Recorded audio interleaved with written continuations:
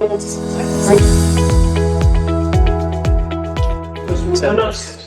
nada, yo encantada. Estaba diciendo que yo creo que es súper necesario acercar la universidad a la empresa y la empresa a la universidad. Y espero que os sea útil, a nosotros nos es muy útil. No por venirnos a contar lo que hacemos, espero que os resulte interesante y cómo aplicamos mucho el conocimiento que vosotros estéis ahora estudiando en algunas asignaturas que entiendo que diréis para qué vale, pues veréis aplicación práctica de muchas de las cosas que estéis estudiando, sino también porque nosotros buscamos constantemente talento joven, productivo, que aporte frescura, que aporte conocimiento y que aporte lo que las nuevas generaciones aportáis a los que ya estamos en una fase un poco distinta. Porque a mí me entra un vértigo llegar de aquí y ver los años que hace que estudié en la universidad, brutales. Pero bueno, está también aquí Pablo Martín. Pablo Martín estudió también una ingeniería, es decir, es doctor, además. Él es el responsable, ahora veis nuestra organización de lo que llamamos Innovation Lab. Los nombres los tenemos en inglés. Yo aquí os voy a tratar con toda la naturalidad y toda la transparencia, más que nada porque queremos tener vocación internacional, que se conociese lo que hacíamos tecnológicamente, queremos hablar el lenguaje que todo el mundo entiende. ¿Vale? Entonces veréis que muchas de nuestra organización tienen nombres en inglés en una compañía española, profundamente española y orgullosa de serlo, pero para llegar donde muchas veces nos cuesta más llegar desde el sur de Europa. Pablo lidera el Innovation Lab, o sea, donde decimos, ahora veréis que las cosas se hacen. Las ideas, la innovación, la disrupción se convierten en cosas tangibles que se adoptan en la compañía. Y seguramente muchas de las preguntas que tengáis muy en detalle las responderá muchísimo mejor que yo. Entonces, bueno, aquí nos acompaña y lo quería presentar.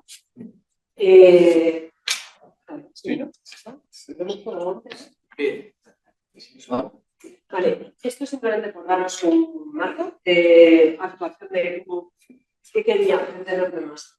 Si alguna cosa genera más curiosidad que la otra, irme diciendo, ¿vale? Es decir, nos podemos detener más. Pero sobre todo un poco conocer Rebella. No sé si conocéis Rebella. Primero voy a hablar de Rebella, que es una actividad 100% de Rebella. Rebella es un nombre de compañía, ahora veremos lo que se dedica, que nació hace 5 años, en 2019. Ante los retos de ejecución, de innovación tecnológica, de la tecnología en todas partes, pero muchas veces no sabes para qué se usa.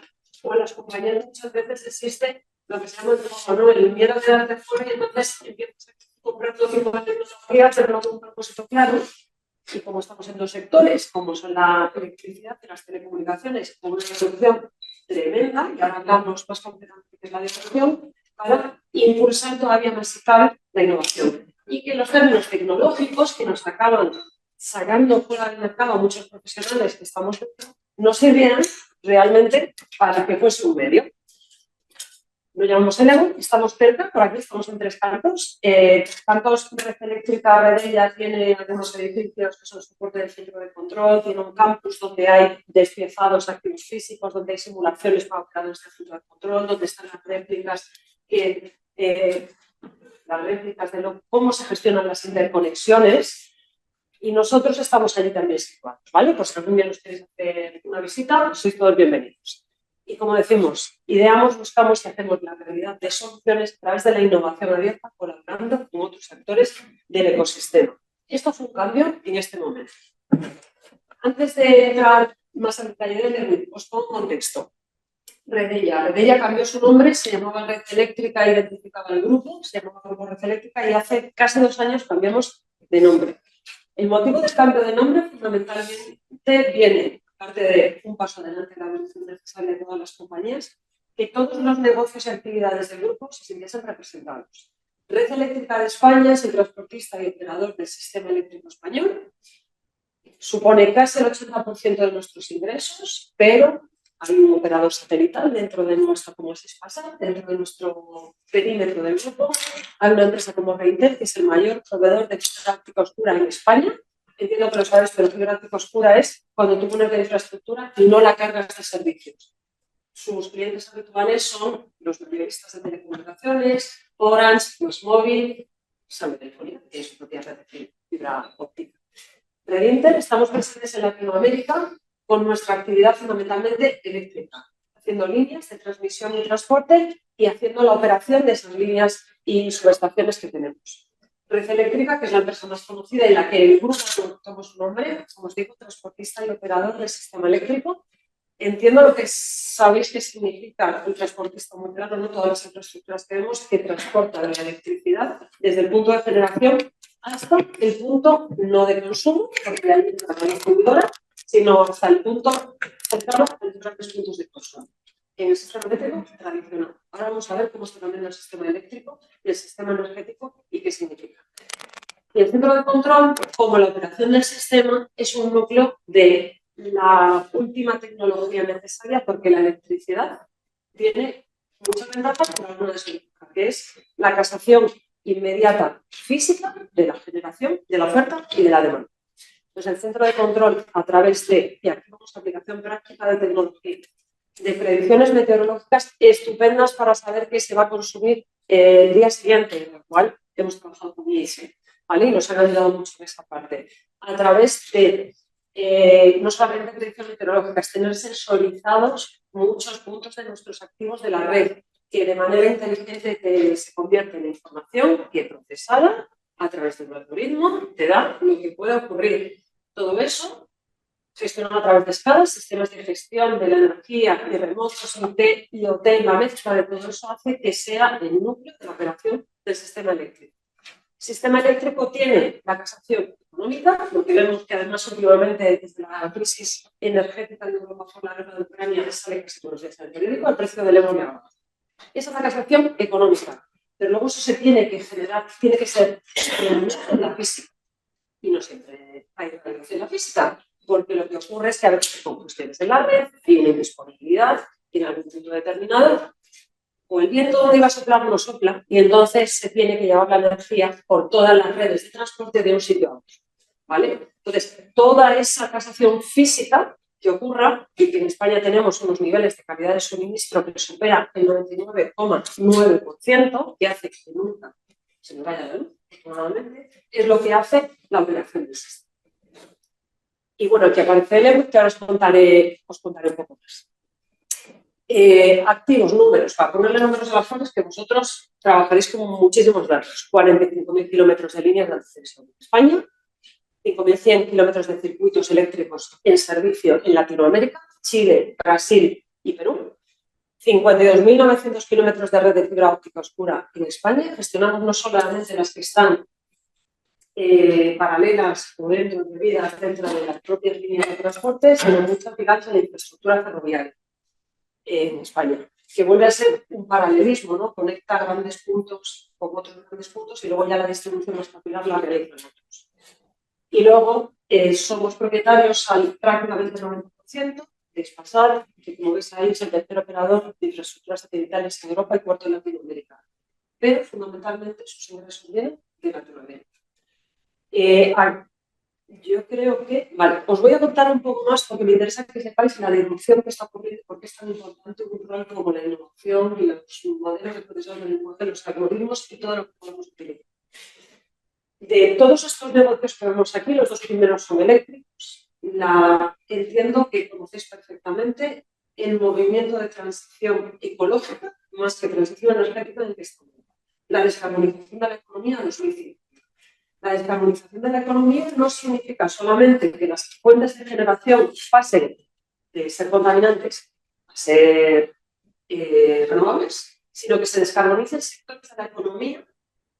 O sea, es un cambio de modelo económico en Europa y donde la energía tiene un rol muy importante en su propia descarbonización y en cómo ayuda a la descarbonización del resto de sectores. Y por eso está la movilidad eléctrica, por eso se ha añadido el hidrógeno verde, para llegar como vector energético a descarbonizar sectores donde la electricidad y la electrificación no va a ser posible que les presten las prestaciones que están dando. En eso, en España, nosotros nos denominamos, porque es así, somos la columna vertebral de la transición energética. O sea, con nuestras redes lo que está ocurriendo es que se necesitan muchas más redes porque la generación se está volviendo más distribuida. El modelo clásico, el modelo original, donde veías las grandes puntas de generación y luego se pintaban como centrales nucleares, luego se veían las líneas de transporte, luego se veían las ciudades, las fábricas y ya el usuario. Y hagan modelos como una red de puntos conectados de muchas maneras. Cualquiera podemos tener autobús en nuestra casa que es una fuente de generación renovable, tendría la posibilidad de verter al mar. Pues el que está vigilando la demanda tiene que saber cuándo su patrón de consumo va a cambiar de uso propio a verter al mar.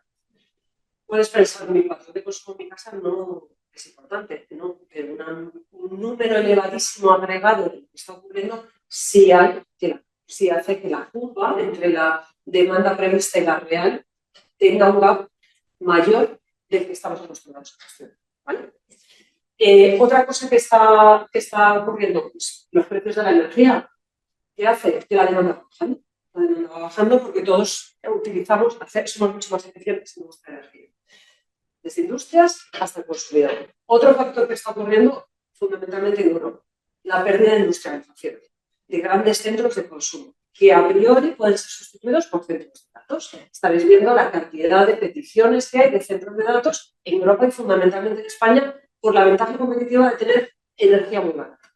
No sé si leéis o estáis leyendo últimamente, claro, como nosotros tenemos este sesgo profesional y como sabéis los días en el periódico, hemos pasado en las últimas semanas muchos días en el precio de la energía de cero, incluso llegó a ser negativo, bueno, era menos 0,1, era ridículo, pero era negativo, era un sitio.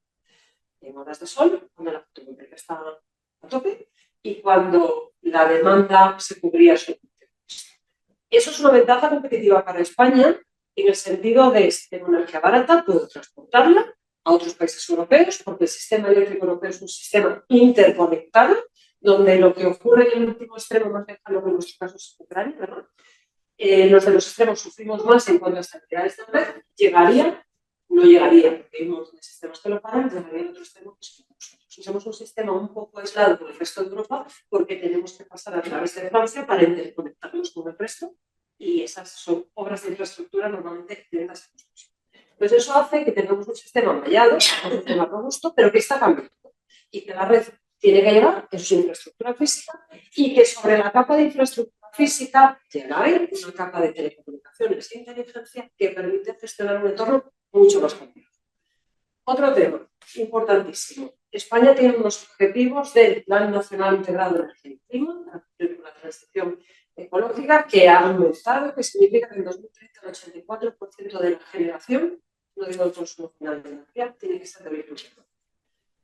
El centro de control en España y en cualquier país estaba acostumbrado a grandes centros de generación con paradas programadas y con sube o baja el nivel de rampa para prestar en función y ir casando sus establecidos.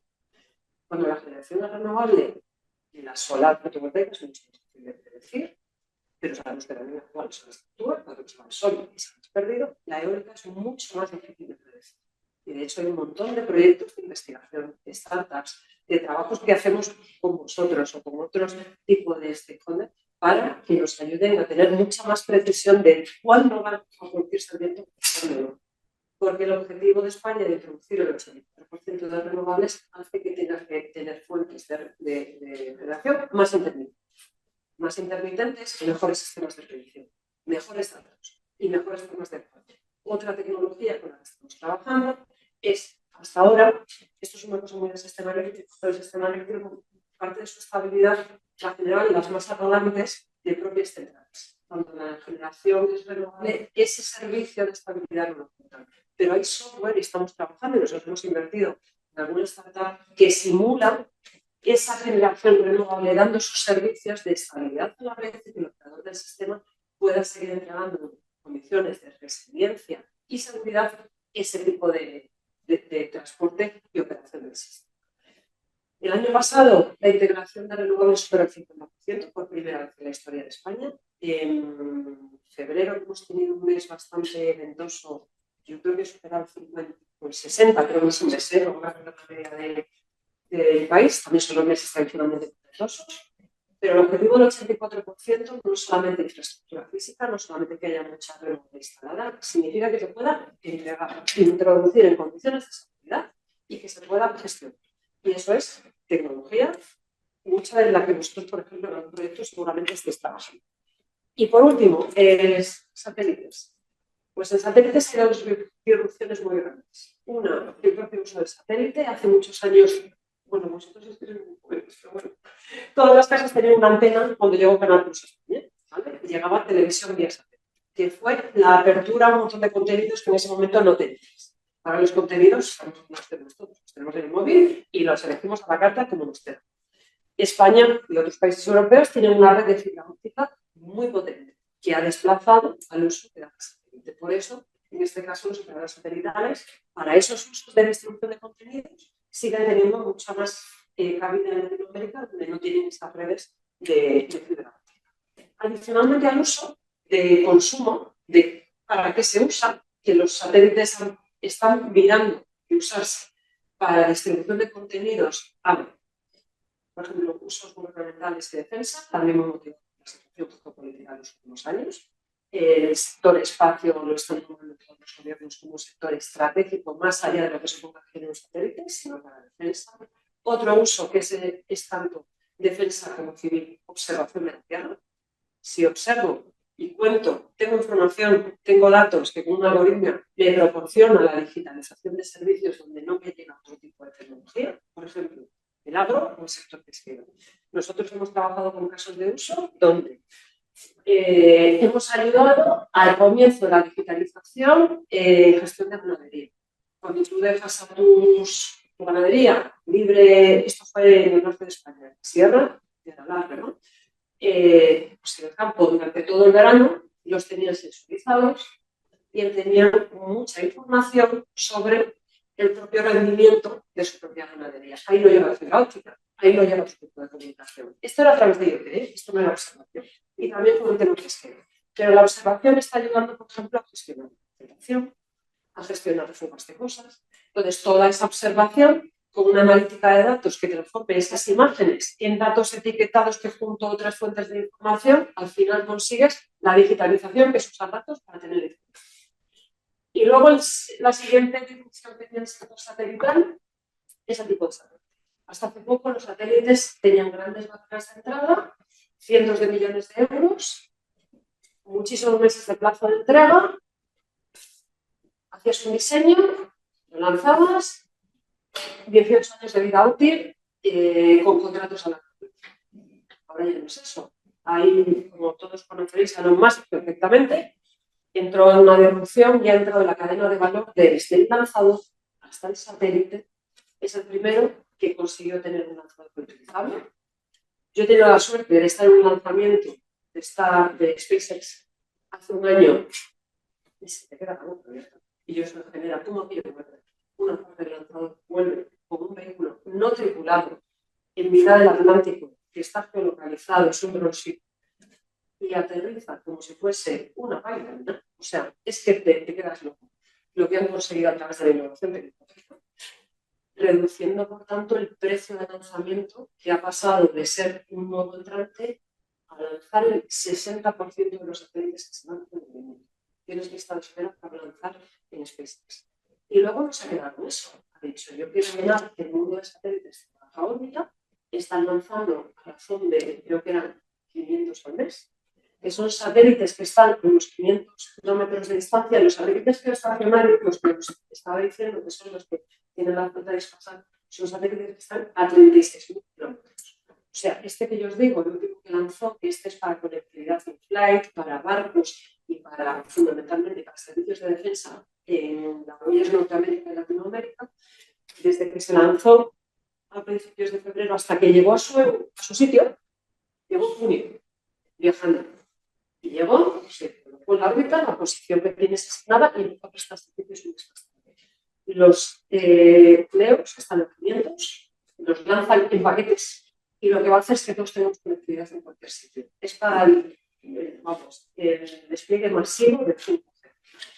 Aparte de ser un sector directamente por esta manera de hacer, esos satélites sí que sirven muy bien para la observación satelital, observación de la Tierra, están mucho más cerca y ahí hay muchos nichos de negocio. Puede explotar, todavía no se conocen muy bien los casos de uso que generen un negocio, pero por explotar hay un montón de startups, un montón de gente trabajando en cómo monetizar todo lo que puede dar la observación de la Tierra. Entonces, por eso os decía que esta compañía tiene una doble dirección en que y eso pasa en el mundo actual. La competencia no te entra por tus competidores que tú estás mirando. No, te entra por otro sitio porque alguien ha aprovechado un gap que tiene la tecnología para desdibujar las barreras entre sectores. Y este es un ejemplo clarísimo. Hablando de ¿vale? Cuando hace 5 años nace con un mandato del Consejo de Administración. Redella es una compañía cotizada y sus órganos de gobierno pues, es una junta de accionistas, representa a todos, un consejo de administración y luego ya tiene un comité ejecutivo y la parte ejecutiva. Los términos estratégicos de las compañías son mandato del consejo de administración que representa a los accionistas. En un mandato estratégico se ve que ante esta disrupción que os he contado en electricidad, uno de nuestros sectores donde estamos presentes, en la parte satelital, a la innovación que veníamos haciendo y que era mucha, y por eso los centros de control, la manera de gestionar nuestros activos siempre ha sido del más alto nivel, había que agregar más capas y más aceleración, como dice Pablo, no velocidad, más aceleración o tener una aceleración determinada. La innovación hasta ese momento, vamos a ver solo, es decir, no era solamente así. Se hacían muchas cosas muy buenas, pero adolecía de ser solamente con TRLs muy bajos. TRL entiendo que sabéis lo que es, ¿no? Es el estado de madurez de una tecnología. Cuando estás en la universidad o en los centros tecnológicos, los TRLs son muy bajos, que significa que es el I+D. Cuando vas creciendo hacia que un producto sea comercial, precomercial, suele estar entre un 4 y un 6, y a partir del 7-8 se considera comercial. Esto lo inventó la NASA, que son los que idearon cuando mandaron a la Luna el primer hombre con ese mandato de 10 años de llevarlo a crear lo mismo de vuelta menos de 10 años, idearon un montón de cosas que se han creado como tecnología. ¿Vale? Entonces, nosotros trabajamos en unos CRLs que no tenemos muy definidos, muy de largo plazo, con estos son temas más académicos, no teníamos una tecnológica, no sé lo que tenemos ahí, una falta de perspectiva debido a la carga de trabajo diaria, mezclado con el día a día de la exploración, pues tu prioridad siempre es el día a día, que es como que perdóname, pero normalmente no te preguntamos.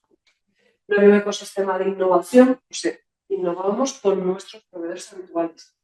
Lo seguimos haciendo, pero nos hemos abierto mucho más canales para quien crea que puede tener algo que nos interese, hacerlo lo haga llegar. Y una falta de actividad. Organizativamente estamos metidos debajo de 4 capas con un comité un poco a lo mejor, vamos, que requería de una actualización. Y nosotros ahí lo que hicimos, Pablo y yo tuvimos la suerte de que nos dijeron unos meses antes, cuando en marzo del 2019, dejar nuestro día a día, volverse a integrar en la futura nueva compañía y dale. Y ahí yo creo que tuvimos una suerte tremenda, porque en una compañía, corporación grande, cotizada, te digan, dedícate a crear casi como una startup. Tú tienes un mandato, pero baja la tierra. Y en julio vienes y no lo cuentas, y en septiembre tiene que estar arrancando. Bueno, pues la verdad es que fue una etapa apasionante. Entonces, ¿nosotros qué decimos? Bueno, pues vamos a hacer muy bien lo que sabemos hacer muy bien, lo que seguimos haciendo, pero lo que no sabemos hacer, vamos a hacer las ventanas. Y entonces generamos nuevos procesos y mecanismos, procesos mucho más ágiles en comparación a los que tiene la construcción. Mucho menos ágiles de lo que nos gustaría nuestro equipo, también, pero mucho más ágiles de los que tiene la construcción. Queríamos llevar fundamentalmente a una organización que toma, como todas las corporaciones, decisiones con mucha certidumbre, a tomar decisiones con mucha más incertidumbre, en fases mucho más tempranas y con muchas más entradas, puertas de entrada y de salida. Y también aprender a decir muchas más veces que no de las que a lo mejor lo decíamos.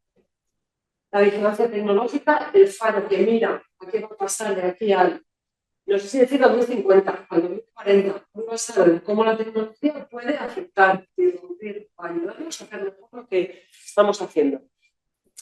Y ahí hemos, además, terminado un entregable que la verdad es que está siendo muy útil dentro de la organización. Un radar, estos habéis visto mil, ¿vale? Un radar tecnológico, pero en este caso es nuestro por sector. ¿Cómo estamos en relación a esas tecnologías? En fase de adopción, de análisis, de piloto. ¿Qué impacto tienen para nosotros? ¿Son transformacionales o son, bueno, que no pasa nada, ¿no? Si son transformacionales, ¿por qué estoy en fase de análisis y no estoy en fase de tal? ¿Cómo está la tecnología en sí misma? ¿Vale? Y todo dividido por áreas funcionales. Nuevos mercados y fuentes de ingresos. Como os he dicho, tenemos muy claro dentro de nuestra compañía que, aunque somos un sector, Red Eléctrica es una empresa regulada, porque es un monopolio natural. El transporte en Europa solo lo hace uno. Otra cosa es que haya más de uno, pero porque se lo tienen dividido regionalmente, pero en cada región y cada territorio solo hay uno. No tiene sentido económico la competencia y la operación del sistema. Eso te hace tener una mentalidad determinada y, sobre todo, tener más certidumbres, porque el sector regulado te dice mucho cuál es tu marco de actuación y cuál es tu actividad. Conjugar esa parte con la parte, por ejemplo, satelital, que ahí es un negocio en pura competencia, como os digo, donde están entrando y saliendo competidores, pues nosotros tenemos que dar servicios a ambos. Y dijimos, bueno, pues como también vemos que en muchos sectores, incluso en el bancario, el sector regulado, muchas veces la competencia o el abrirte una nueva línea de negocio lo abre alguien, lo que ha encontrado es un pequeño un nicho y una solución tecnológica que resuelva un problema, una fricción, pues decimos, nos abrimos mucho más, tenemos nuestro ecosistema, colaboramos con agentes que antes no colaborábamos, más allá de los proveedores con los que seguimos colaborando, intensificamos mucho más con centros tecnológicos y con compañías de reciente creación que también hacemos el sector regulado de transporte y operación del sistema. Cuando tú generas una startup, tú lo que quieres es resolver un problema que pueda escalar muy rápidamente y que pueda tener muchos usuarios o clientes rápidamente, que te dediques al B2B, es decir, a las empresas, para, evidentemente, crecer, tener tus fuentes de financiación y que te vaya de cine. El transporte y operación del sistema en Europa, al ser uno por país, pues tampoco hay mucha gente buscando qué problemas puede resolver ti, porque tiene más difícil el escalada. Pero ahí nosotros lo que hacemos muchísimo es mirar otros sectores, el aeroespacial, el financiero, el de defensa, y traerlos con nuestros expertos los casos de uso. Y algunas de las compañías es la red central del sector energético o el sector de las telecomunicaciones al empezar a trabajar con nosotros. Y luego, bueno, pues palabras muy conocidas, lo de agilidad o el Lean Startup o el Agile, que significa quitar toda la grasa que hasta nosotros mismos con el paso de los años, después de estos 5 años, vamos generando, hacer casi un punto de esto sí no lo utilizo, esto sí no tal, y intentar trabajar para entregar un número muy elevado de oportunidades. Como estamos organizados, donde eso se compra de Innovation Lab, que lo lidera Pablo, y el Corporate Venture and Innovation Ecosystem es la parte más de innovación externa y abierta, que es buscar, y tenemos lo que había nuestros agentes del ecosistema, nosotros, por supuesto, un poco por tecnología, si son agentes financieros, si son agentes con los que podemos obtener algunas subvenciones, si podemos obtener lo que sea, ¿vale? Desde ahí es donde tenemos un capital a través del Corporate Venture Capital, que entiendo que sabéis lo que es el Corporate Venture Capital. Bueno, un Venture Capital es una compañía, es como un fondo, pero que invierte en compañías en fases muy tempranas, donde hay muchísimo riesgo de que las compañías mueran, o sea, no que no sean exitosas, que mueran, porque estás en una fase muy temprana, o que no consiguen sus objetivos, pero las que triunfan suelen dar, como todo lo que viene la vida, lo que tiene mucho riesgo, tiene mucha recompensa o un gran fracaso. ¿Vale? Y los que montamos compañías, que no somos, porque esto normalmente lo hacen gestoras especializadas, que solamente se dedican a esto, a captar fondos, a invertir en empresas, veréis en la prensa constantemente, no sé qué fondo ha entrado en una ronda de valoración de Globo, por ejemplo, que se lo conocéis todos, por ser de nivel.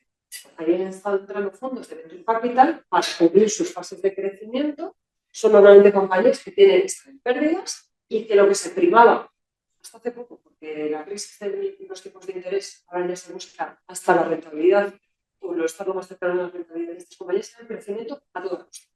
Ser, como dicen los de la canción, ser el campeón nacional, quedarte con todo el mercado a base de inversión y crecimiento, y a partir de ahí que llegue ya un inversor más industrial o más a largo plazo y la empresa empieza a tener sus números. Eso es una escuela que no es el Valley donde estas cosas empezaron a hacer muy bien. Las corporaciones, nuestro rol no es ese, es un rol financiero de obtener mucho valor de las compañías que van bien. Nosotros invertimos en compañías con las que colaboramos en proyectos y que además para nosotros son invertibles en parámetros económicos. Pero lo hacemos esta innovación porque para nosotros son claves para hacer proyectos y algunas de ellas están en proyectos clave como llevar al edge computing funciones que ahora están físicas en subestaciones, generar plataformas de microservicios que con una latencia determinada no se den cita de nuestros activos físicos, un montón de cosas, ¿vale? Y esa parte está bien. Adicionalmente, si necesita invertir, nosotros lanzamos y tenemos ahora abierto nuestro quinto programa de Venture Client, pero no un nombre, pero que en todas partes se llaman así, que significa colaborar con startups, pero no tengo que invertir. Estos son mis retos, son mis problemas, de qué manera los puedes pedir.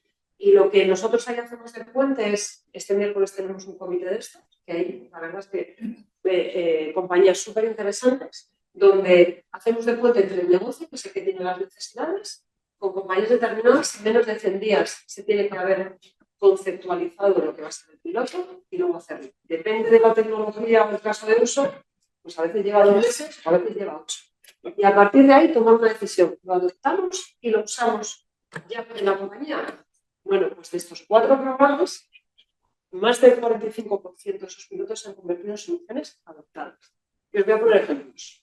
Desde cosas como gestión del conocimiento, una app bastante sencilla, en que nosotros tenemos un montón de personal que va por los activos, por las subestaciones y por los líneas, realizando tareas en una parte externalizada, también una parte crítica que lo hace personal nuestro.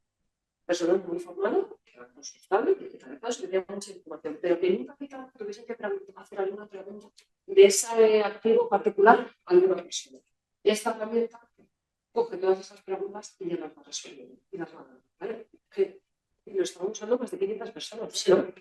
Nuestra herramienta es sensibilización en ciberseguridad. Sabes que la ciberseguridad es uno de los elementos más difíciles de controlar, es cómo cada uno nos enfrentamos a determinadas cosas que no vemos, ¿no? Las personas somos un elemento de factor de riesgo tremendo. Claro, tú en tu casa, con tus cosas personales, el riesgo eres tú, pero en una compañía pones en riesgo la actividad. La actividad de sensibilización viene también de nuestros programas, pero es que también, por ejemplo, modelamos, para poner otro tipo de ejemplo, como los cables submarinos. Nosotros tenemos un cable submarino que une España con Marruecos y que lo conecta. Cómo lo modela, cómo está apoyado en el lecho marino, cómo puede sufrir daños a partir de ahí para anticiparte a daños que son costosísimos de reparar y larguísimos en tiempo, ¿vale? Entonces, resuelven problemas muy concretos, pero de una manera estupenda. Una de las que hemos adoptado, que es de las que yo creo que también nos podemos sentir más orgullosos por el trabajo realizado por la startup y por el equipo de lo que lo estaba realizando. Ahora en España, para llevar a cabo la transición energética, hay un plan inversor en toda la cadena de valor energética. Entonces, también en revés.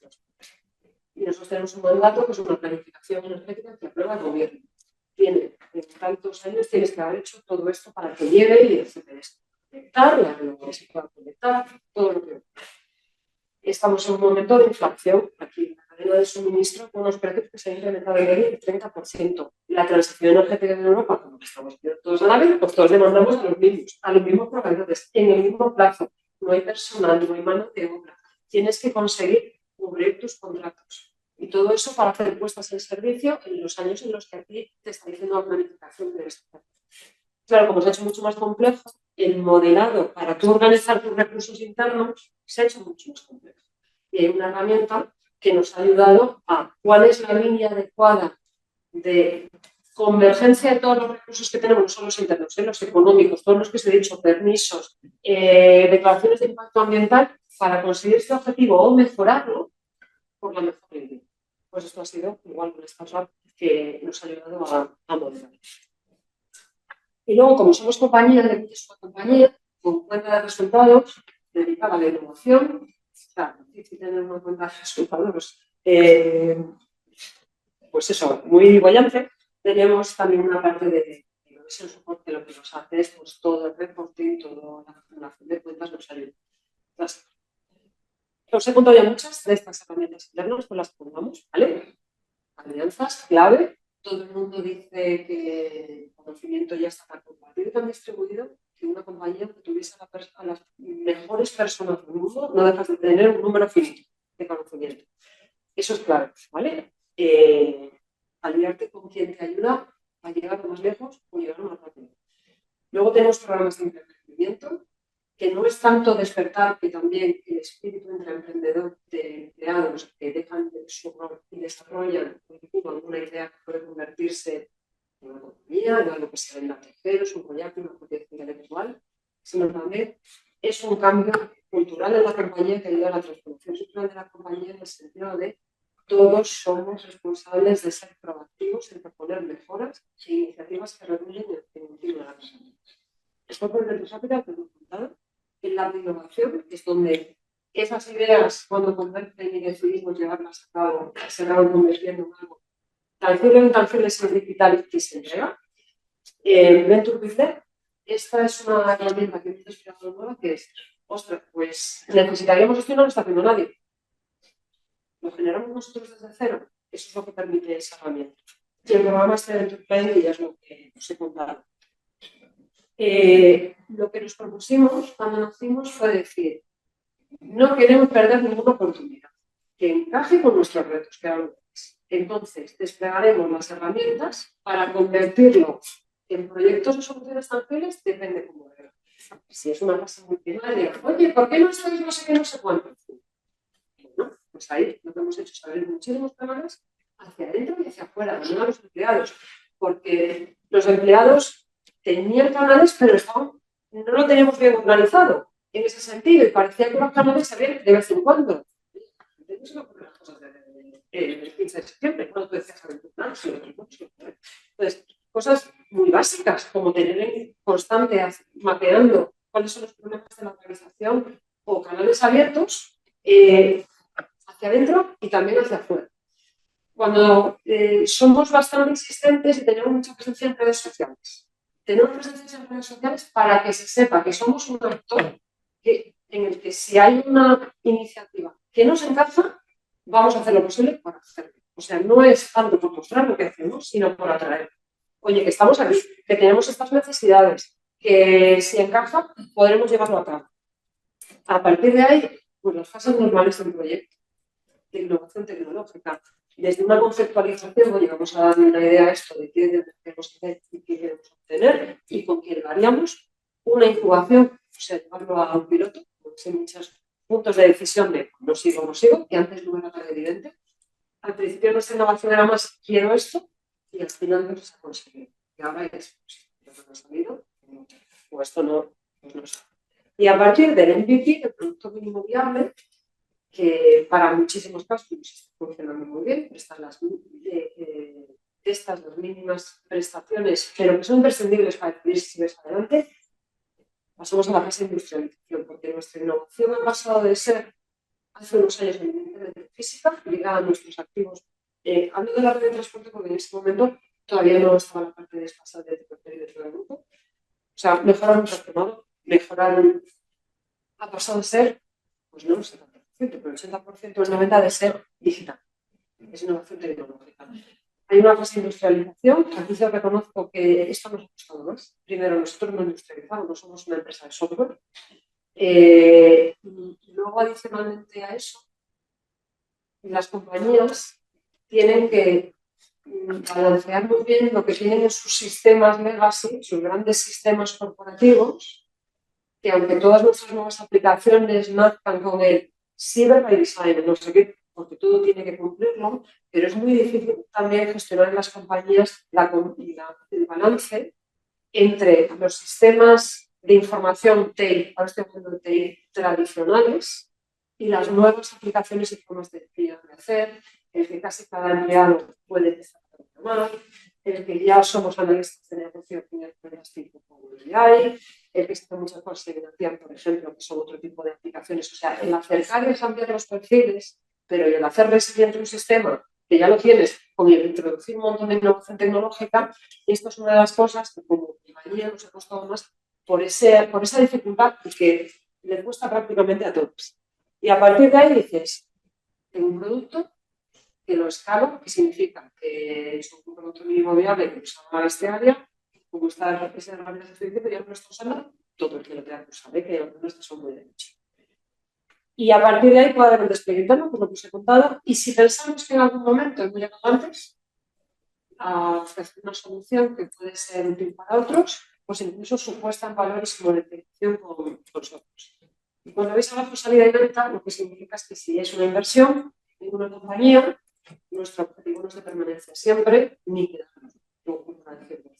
acompañamos, obtenemos valor y entendemos que le aportamos también a los clientes en una fase determinada. Por ejemplo, estamos en una de software de hibridación de almacenamiento. Las fuentes de generación renovable necesitan, para su introducción al sistema, aparte de simular una serie de servicios, pues decidir, ¿no?, un poco cómo se gestiona el almacenamiento físico y cómo interviene con la generación renovable. Nosotros eso lo estamos probando en un sistema aislado, como es Fuerteventura, ¿no? Estamos probando en Fuerteventura, donde hay pues, un volante de energía. Para nosotros nos simula, en una batería de condensadores, nos simula cómo todo eso nos puede dar servicios a la vez en un sistema 100% renovable y que no es renovable hídrico, que es mucho, bueno, a veces más fácil de gestionar, pero son grandes masas también que puedes controlar.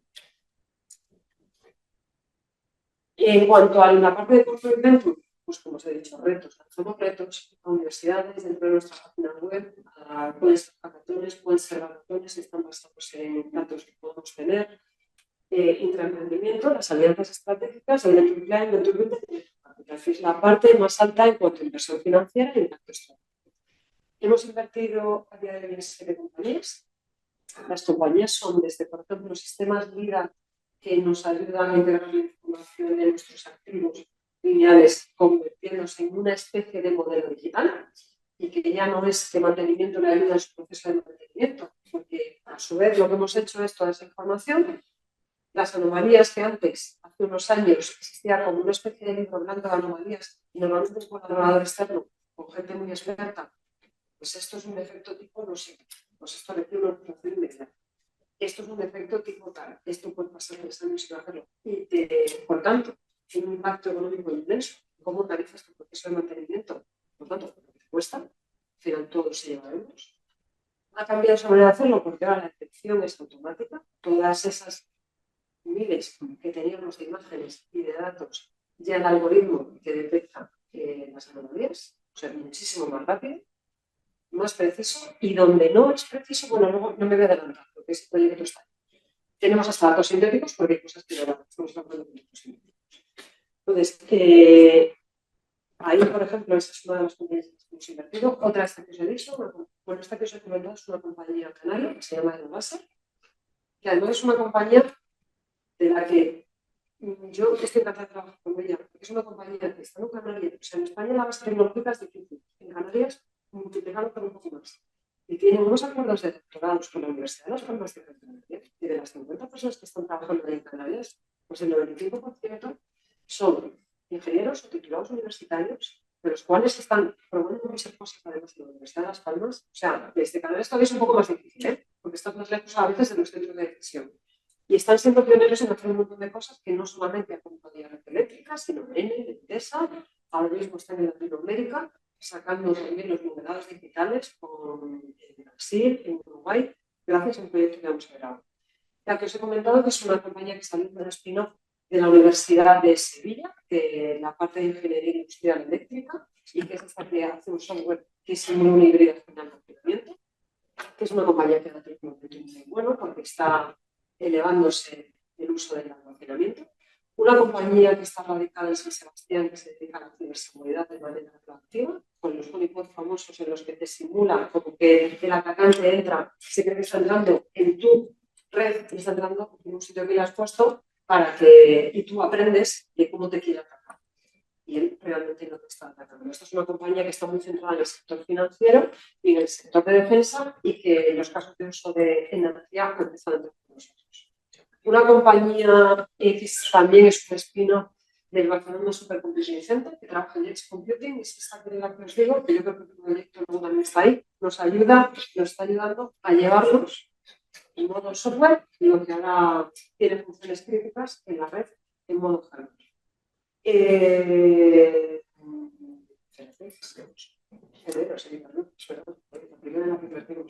Habréis oído hablar de ella, es una compañía que está aspirando un poco a aprovechar toda su tecnología para el tema de baterías y almacenamiento.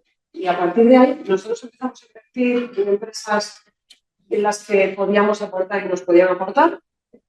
Al hacernos un pequeño nombre dentro de la inversión con valor, me refiero no solamente a la financiera, sino que tenían un acceso directo a personas con conocimiento de negocio, que tienen problemas reales a poder usar parte de nuestras infraestructuras como banco de pruebas, porque las startups no les suelen gustar los inversores corporativos, porque dicen que somos un rollo, no decir la palabra, es un peor, porque llegamos a una empresa compañía y les queremos imponer todos los procesos de una compañía grande y que todos nos ven como elefantes, lentos y poco ágiles.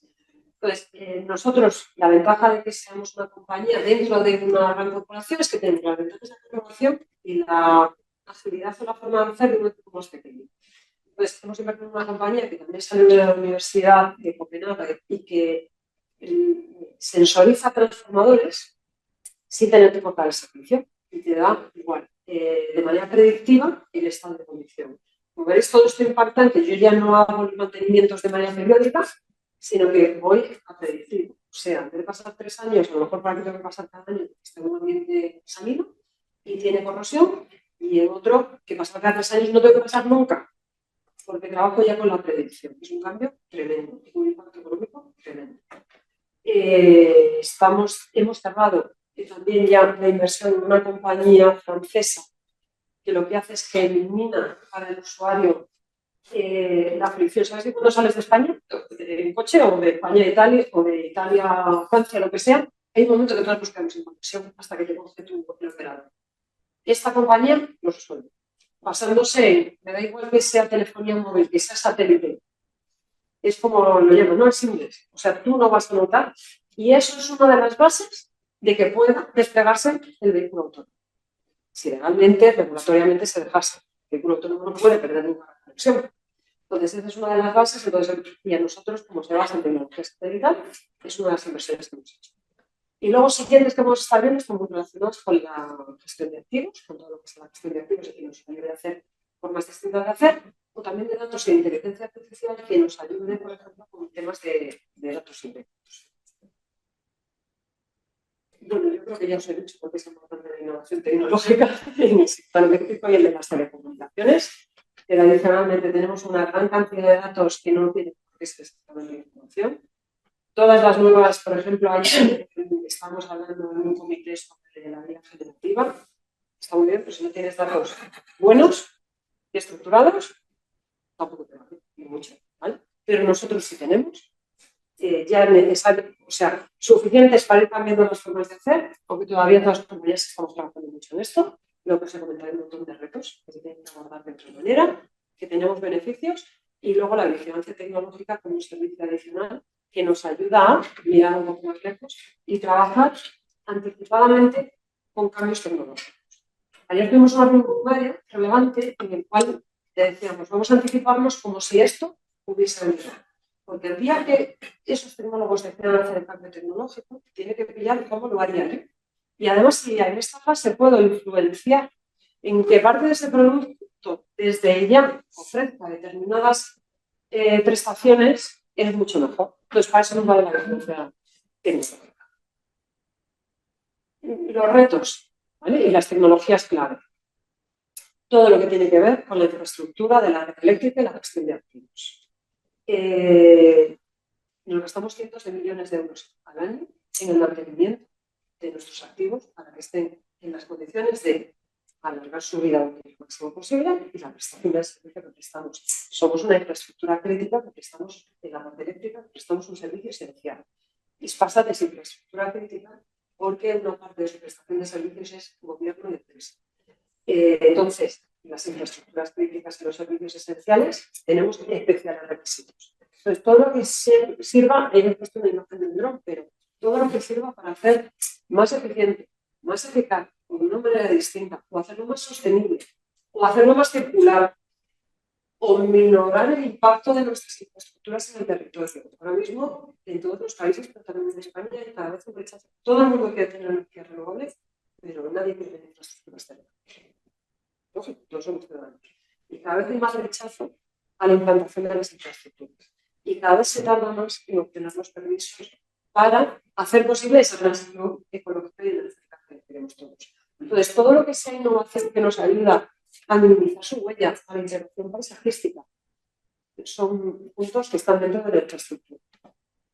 toda la tecnología necesaria para una integración de renovables de, como os decía, en el 23 en 50, 50 tampoco, luego 51, al 84 en 2030, son 6 años, eso pasa mañana en términos tecnológicos. Y es un salto enorme, del 50 al 84%. Desarrollo sostenible, como os decía, la sostenibilidad o los ESG, o el dejar las cosas mejor de las que te las encontraste, o el contribuir con tus acciones a que un territorio, nosotros que estamos implantados en el territorio, no tenga solamente una infraestructura, sino que perciba beneficios de esto, más allá de que nosotros nos descarbonicemos en nuestra propia actividad, que ayudemos a la circularidad de las operaciones, es una parte importantísima también. Conectividad, activos de sociedad, lo que os digo, cualquier tipo de uso para la conectividad, por ejemplo, un tema que trabajamos con fibra óptica.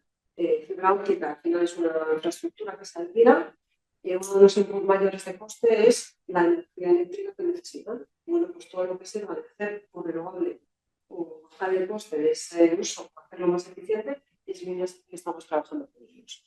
Y ahí todo, cualquier tipo de uso que se le pueda dar al satélite. Por ejemplo, estamos trabajando en un proyecto que ahora la compensación de créditos de carbono, de CO2, se realiza, evidentemente, bastante rigurosa y certificada. Y tú ves si es a través de plantar, por ejemplo, árboles, tú tienes las hectáreas que sean, sabes lo que has plantado, los estás visitando físicamente durante unos años, ves cuál es su crecimiento y en función del crecimiento y el tipo de vegetación, de árbol, de arbusto que sea, calculas cuánto CO2 es capaz de absorber. Como eso al final tiene un mercado detrás de compensación de esos créditos de carbono, pues está súper bien.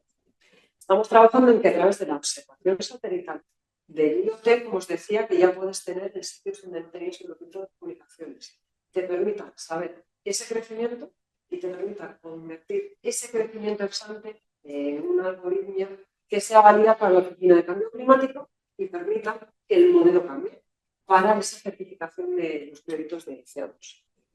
Luego, todo lo que sea maximización del uso de las infraestructuras para nuestro propio uso o para terceros. Eso es una directiva europea, lo que tenemos instalado en LEC el máximo uso posible. Y ahí hay dos vertientes. Uno, para nuestro propio uso, pues que por las líneas de transporte transportemos cada vez más de la capacidad que tienen y ahí vuelve a pasar lo mismo. La tecnología ahora permite que tú antes diseñabas tus activos en unas condiciones de operación teóricas, lógicamente, con un excelente cálculo de ingeniería y así las operabas con condiciones de seguridad. Si tú ahora las sensorizas y sabes si de verdad ese cable tiene una temperatura más baja de las condiciones que tú habías puesto porque hay mucho viento, te permite usar más capacidad de transporte. Entonces, hay unos sistemas que se llaman DLR y que significa que yo monitorizo el estado real de mi activo y sé si lo estoy operando en condiciones muy bajas o muy elevadas, a lo mejor las de diseño en esa zona en particular. Entonces, esto es algo que se está extendiendo. Y luego, adicionalmente, decimos, pues si nosotros ya tenemos desplegados activos en muchos sitios, pueden servir para más cosas. El despliegue del 5G necesita una densificación y un montón de activos. Para que tú nunca pierdas la conexión, tiene que estar muchísimo más cerca. Entonces, nosotros tenemos un montón de activos en zonas donde no hay más cosas, porque el transporte te llevaba de grandes centros de consumo a grandes centros de generación. O sea, carreteras, un montón de sitios. Utilizarlos, hicimos un proyecto y se ha entregado en forma de servicios si eran compatibles el campo electromagnético, el campo de telecomunicaciones o si sufrían problemas de mismo, para hacerlo incluso independiente desde el punto de vista eléctrico, de consumo eléctrico y con fuentes de generación renovables. Y luego nosotros somos 2.500 empleados. Una parte importante está en Latinoamérica porque Hispasat además vivió hace 2 años un grupo que se llama Access, que estaba en una parte de la cadena de valor no mayorista de servicio satelital, y entonces tienen equipos en un montón de países, pero fundamentalmente están en Latinoamérica, en Colombia, en México. Pues tenemos un personal, o sea, son 500, 600, 700 personas, no sé, o casi 1.000, que de verdad están trabajando pegadas a nuestra infraestructura, en entornos eléctricos que son entornos de riesgo. Todo lo que sirva para minimizar, eliminar el riesgo de las personas en nuestra cultura de hacer accidentes y también la tecnología nos ayuda a muchas cosas. Y luego, las tecnologías son un medio. Pero dijimos, bueno, pues serán estas o serán otras. Pero a día de hoy lo que más estamos usando, todo lo que tiene que ver con inteligencia artificial. Nosotros llevamos muchos años usando inteligencia artificial, la convencional, por decirlo de esa manera, donde tú tienes un caso de uso y unos datos que usas solamente para eso, no la generativa en la cual lo abres y ya no es determinista, sino que es probabilística. Todo lo que tiene que ver con las tecnologías de comunicaciones, la ciberseguridad, IT y OT, al empezar a sensorizar muchos más activos que ya están a nivel de las cosas por cualquier sitio, que partan con la ciberseguridad desde el inicio. Todo lo que son tecnologías inmersivas, robótica, plataformas de computación y la parte física de nuevos equipamientos y materiales ligeros, robustos o que sean sostenibles. Y yo no sé cuánto tiempo llevo, y soy capaz de enrollarme 1 hora y cuarto. y me quedaba por poder, ¿no? Madre mía.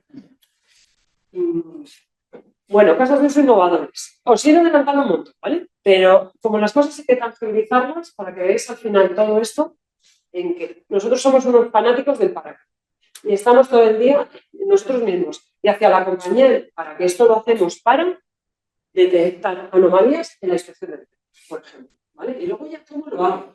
El expertise técnico, la tecnología que hay detrás es lo de menos. ¿Para qué lo hago? ¿Cómo lo hacía antes? ¿Y qué beneficio tangible o intangible me aporta? Esa es la clave en las compañías para hacer la innovación. Tiene que hacer más competitivo, más eficiente, o hacerte llegar antes a un sí. Esto es una solución SaaS para visualización, medición y cálculo de distancias basadas en la gestión de datos líder e imagen. Cada uno de estos os lo hemos querido mostrar de esta manera, ¿vale?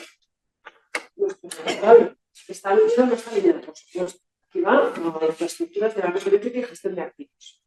Esta es la plataforma que os decía, la hemos llamado Dalia, es una plataforma digital para el modelado de activos e identificación de anomalías y que combina las diferentes funcionalidades. Pues desde la creación de modelos 3D de los activos para detectar las anomalías de distancia. Las anomalías de distancia al final es vegetación o algo que pueda haber cerca que pueda generar un incidente que te haga, o un incidente o hasta un incendio, ¿vale? O que te haga el corte del suministro. Y además son multas elevadas, ¿eh? Es decir, no solamente que tú quieras mantener, que profesionalmente quieras hacerlo bien. Es que está arreglado. Y luego por la identificación automática de efectos en los activos a través del uso de inteligencia artificial. Aquí es donde digo que hemos avanzado mucho y que donde las anomalías ya que tienen un alto grado de impacto, pero un bajo grado de probabilidad de que te ocurran, no tenemos tanta documentación o datos y ahí estamos generando y trabajando con datos sintéticos para que el algoritmo también funcione. Nuestros partners, pues 2 compañías que están en nuestro ecosistema, las herramientas para que veamos por qué las herramientas nos ayudan a gestionar y entregar un proyecto. Y el valor, pues aquí tanto aumentar la seguridad de los trabajos, reducir los trabajos en altura, antes había gente que se tenía que subir a ver de cerca, de verdad, qué le pasaba a ese isla, ¿vale? Para ver si había que cambiarlo o no. Porque muchas veces la visión a través del helicóptero, que es como se hace normalmente, y también es una actividad de riesgo, porque el helicóptero pues no daba la precisión adecuada. Y luego, pues el número que busca todo el mundo una compañía. Es que además me reduce, aquí damos horquillas, ¿vale? Entre un 5 y un 10% el proceso de inspección. Y si a mí me costaba lo que me costase, un 10% menos, haciendo de esta manera y teniendo un mayor grado de precisión. Esta es otra plataforma para la interpretación automática de descargas parciales. O sea, también identificación de anomalías en estadio temprano de activos críticos de la red eléctrica. El mismo autoclave. Y aquí lo que nos permite es identificar el deterioro gradual de componentes una vez que ha pasado el tiempo. ¿Y qué activos? Transformadores, líneas de transmisión y subestaciones. El otro estaba más enfocado a líneas, estos son más activos relacionados con las subestaciones. Y cualquier fallo que pueda tener un impacto en la estabilidad y eficiencia de la red. El valor, la anticipación. Aquí, por ejemplo, por trasladarnos a lo que nos pasa, nos cuesta mucho ponerle euros. Se los estamos tratando de poner a esta en particular. ¿Eh? Porque hasta ahora, decimos, si lo hacemos por sustitución, ¿cómo lo hacemos hasta ahora? ¿Y nos costaba esto? ¿Y nos cuesta esto? Es que el sustituto nunca detectaba la anomalía. Entonces me da igual lo que me costase. Es que no detectaba anomalías. Entonces no lo puedo hacer por coste de sustitución. Lo tengo que hacer por coste de anticipación. una anomalía en una línea que ocasiona los daños consecuenciales también demasiado grandes. Tampoco vamos a ponernos ahí. Entonces, estamos midiendo el valor que se entrega para demostrar que se entrega valor y como esa anticipación te lo genera, ¿vale? Y como veis, toma medidas de manera preventiva antes de que se produzca un incidente con alto impacto. Esta es la plataforma que os decía que hemos basado en una tecnología como Edge Computing para automatización multifunción de las subestaciones actuales y la virtualización de las mismas. Hay quien dice, algunos gurús que se atreven a decir cómo van a ser las cosas dentro de mucho tiempo, que es que a los activos, los que nos dedicamos a infraestructuras lineales, a los activos físicos que tocas, ya existe una capa por encima de una capa de inteligencia y se seguirán sumando capas de plataformas donde, por ejemplo, lleguemos a eso también, ya se hace en España a través del almacenamiento y las baterías virtuales, ¿no? Donde de manera digital tú tienes una transacción que, por ejemplo, tu autoconsumo lo puedes usar o compensar en otro sitio, ese excedente que has tenido. Hay que decir que se llegará a las transacciones entre particulares. Y yo creo que eso una cosa es la casación física de eso, que ocurre en realidad, y otra cosa es la transacción de física. Pues al final se generarán plataformas de servicios, algunos distintos en la cadena de valor energético, en la forma de que el consumidor se relaciona con el sector energético. Esto es en la capa más básica, quiero decir, es la infraestructura lineal, pasarla a virtualizarla para gestionarla de otra manera más eficiente, con los mismos, al menos con las mismas prestaciones.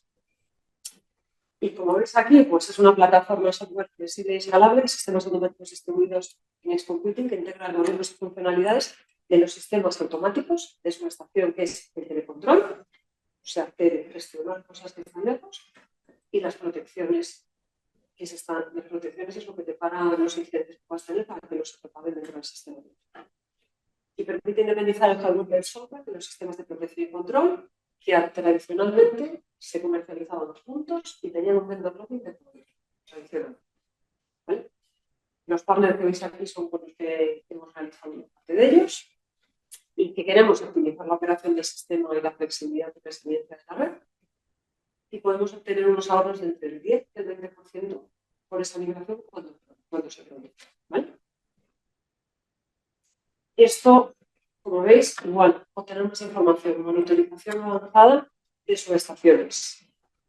Pretende evitar las tareas humanas relacionadas con la toma de datos y con la supervisión, no de valor, sino solamente de toma de datos, porque son entornos eléctricos de riesgo. Y adicionalmente, utilizar esa información no solamente para el mantenimiento, sino para tu gestión de activos. Las compañías han pasado todas de hacer construcción, ejecución y mantenimiento a tener una versión del activo completa. Y para eso necesitas tu modelado, tu género digital y tener la información completa. Aquí, pues, tecnología IoT y hay analítica de datos.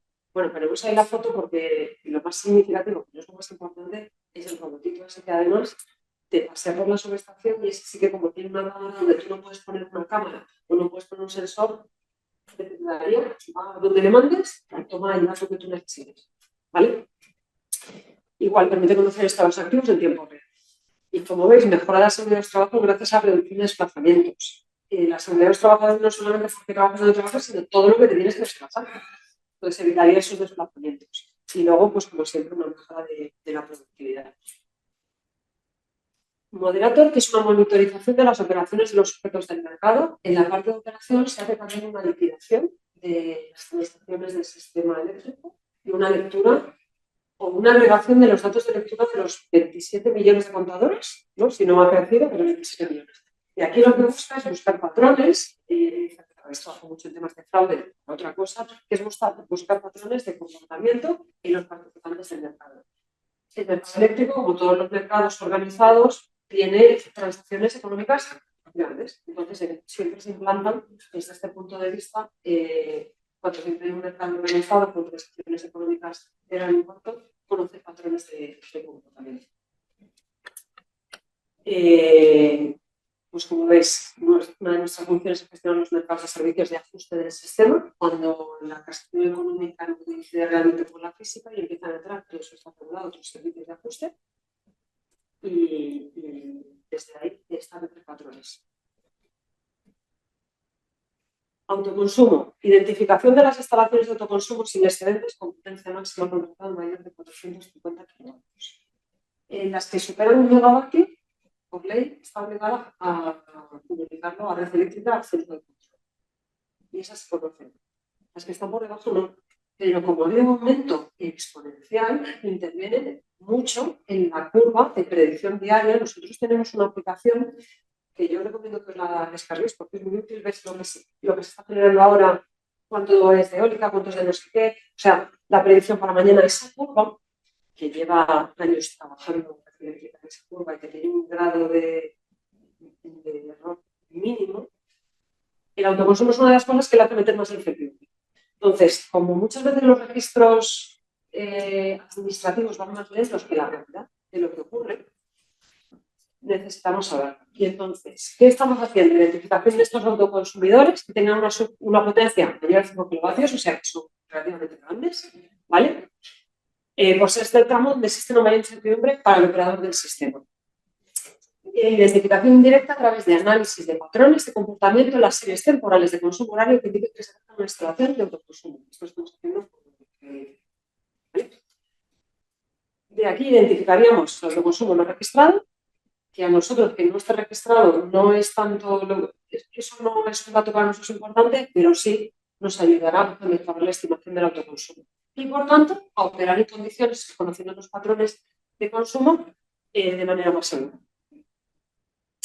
Y luego otro proyecto que hicimos con vosotros, que la verdad es que nos ha ayudado mucho a iniciar el camino de la digitalización del proceso de inspección de líneas, era la creación de algoritmos que automaticen la fotointerpretación de especies de arbolado y matorral en las servidumbres de nuestras líneas aéreas a partir de imágenes satelitales.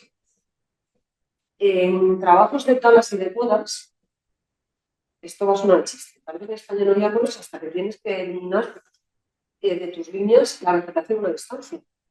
Muchos millones de euros nos gastamos todas las compañías que tenemos que tener los corredores limpios en eliminar los arbustos y los árboles. Entonces, es muy importante interpretar bien ese crecimiento, primero las especies que tienes, cómo van a crecer, porque te eficienta de manera exponencial cómo tú abordas ese tema.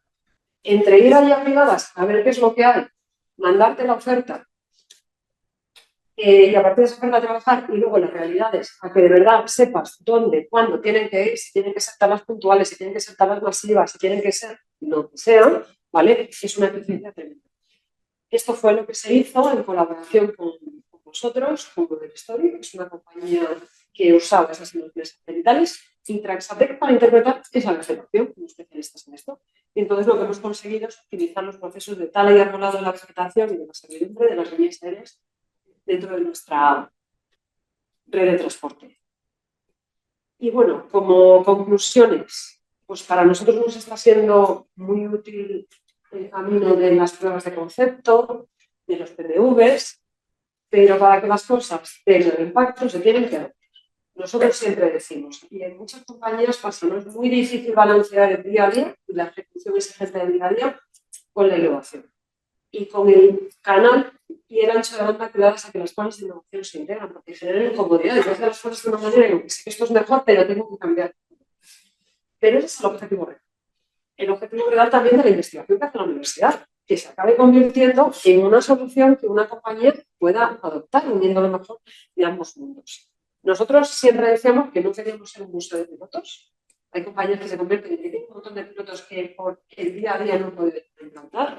Y trabajamos y tenemos objetivos dentro de la organización, no solo nosotros, sino con las áreas de negocio, de una adopción de un número de soluciones cada año. Que es, a nosotros a qué nos incentiva a nivel mucho, ofrecer internamente mucho tipo de soluciones, porque de esas muchas en el propio proceso de prueba y error irán cayendo, ¿no? Que los retos que afecta a una compañía en los sectores en los que está Redeia, la innovación es un elemento estratégico y diferencial. La vigilancia tecnológica, además, con un faro más largo, nos ayuda a ser proactivo y no reactivo cuando una tecnología cambia. Lo que ha pasado el año pasado con ChatGPT no es solamente que ellos tuvieran el producto listo, es que hay una gran capacidad de computación, hay una gran capacidad de transmisión de datos, ha habido 3 convergencias juntas que han hecho que todo eso ha florecido. Tú como industria usuaria no tenías antes tan detectado que eso podía ocurrir y que podía ser transformacional para tu negocio. A eso nos ayuda la vigilancia tecnológica, que nos permite anticiparnos y dentro de lo que podamos ser proactivos en si queremos ser early adopters o no. Yo os adelanto que en la pared eléctrica nosotros normalmente no somos los primeros que adoptamos porque nuestra función crítica y de servicio esencial hace que tenga que estar todo nuestro valor. Entonces, no somos early adopters de manera genérica, en algunas áreas que son menos críticas sí, pero es una decisión que tiene que tomar cada compañía. Y luego que todas las herramientas, ¿vale? Y todas las oportunidades son dignas de ser explotadas. Y por mi parte, nada más.